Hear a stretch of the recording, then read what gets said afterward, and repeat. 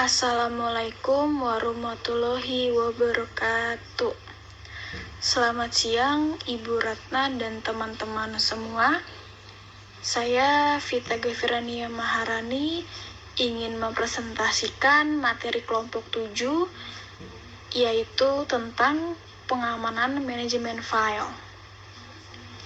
Sebelum memulai presentasi, saya ingin memperkenalkan anggota kelompok saya terlebih dahulu, yang terdiri dari Alfira Tunisa, Maisaroh, dan saya sendiri, Vita Gafirania Maharani.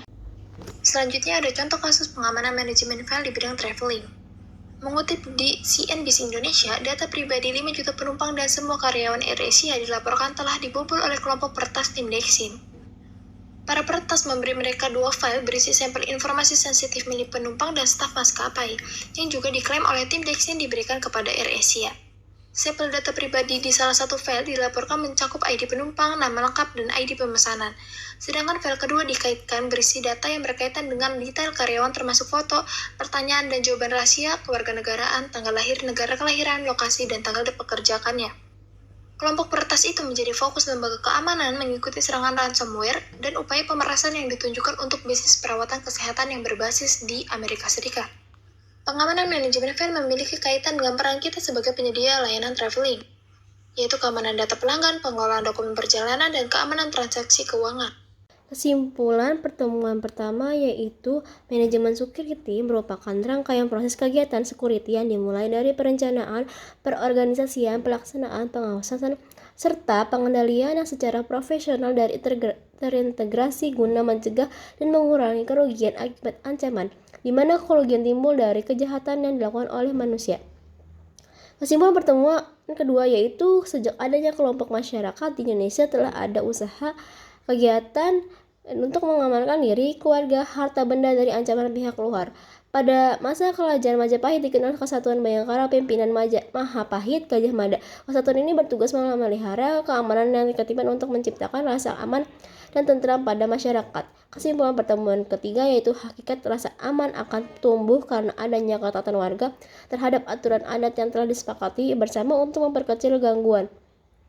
Ketaatan terbentuk dari kebiasaan-kebiasaan yang sudah terrealisasi dengan mendalam oleh para warganya. Kesimpulan pertemuan 4 yaitu hubungan teori Maslow dan Malinowski terhadap manajemen security. Itu teori Maslow disebut sebagai terkebutuhan dan teori Malinowski yang memperlihatkan psikobiologis dalam sebuah masyarakat yang memiliki budaya masing-masing. Maslow mengatakan tingkatan atau hierarki ada 5 yaitu kebutuhan dasar, kebutuhan akan keamanan, kebutuhan sosial, kebutuhan atas jati diri dan status, dan yang terakhir kebutuhan aktualisasi diri. Kesimpulan pertemuan kelima yaitu mengembangkan program untuk mengatasi masalah sosial di perkotaan. Etika penegakan hukum komunitas perlu memahami konsep kepemimpinan dan menerapkannya. Dalam pekerjaan mereka, kepemimpinan yang sesungguhnya harus memenuhi sejumlah syarat. Salah satunya yaitu adalah etika, sebab kepemimpinan tanpa etika adalah salah. Kesimpulan pertemuan 7 yaitu konsep security, suatu usaha dalam mengamankan aset untuk menghilangkan ancaman dan kerugian. Cakupan keahlian security mencakup yaitu dasar keahlian security, keahlian berkomunikasi dan mengenai watak manusia, terus kemampuan mengenai perencanaan dan dokumentasi dalam pertemuan, serta yang terakhir peran security dalam ilmu pengetahuan teknologi, seperti mencegah terjadinya serangan dari pihak yang memecah belah. Kesimpulan pertemuan ke-9 yaitu tujuan dibentuknya Kepolisian Negara Republik Indonesia bertujuan untuk mewujudkan keamanan dalam negeri yang meliputi terpeliharanya 5 keamanan dan ketertiban masyarakat, tertib dan tegaknya hukum, terselenggaranya perlindungan, pengayoman, dan pelayanan terhadap masyarakat, serta terbinanya ketentraman masyarakat dengan menjunjung tinggi hak asasi manusia.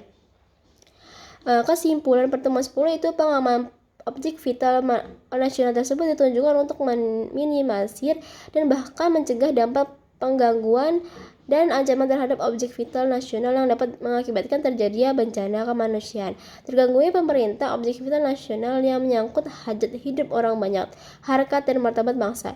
Kesimpulan pertemuan 11 yaitu keamanan siber telah menjadi isu prioritas seluruh negara di dunia semenjak teknologi informasi dan komunikasi dimanfaatkan dalam berbagai aspek kehidupan, baik dalam aspek sosial ekonomi, hukum, organisasi, kesehatan, pendidikan, budaya, pemerintah, keamanan, pertahanan, dan lain sebagainya.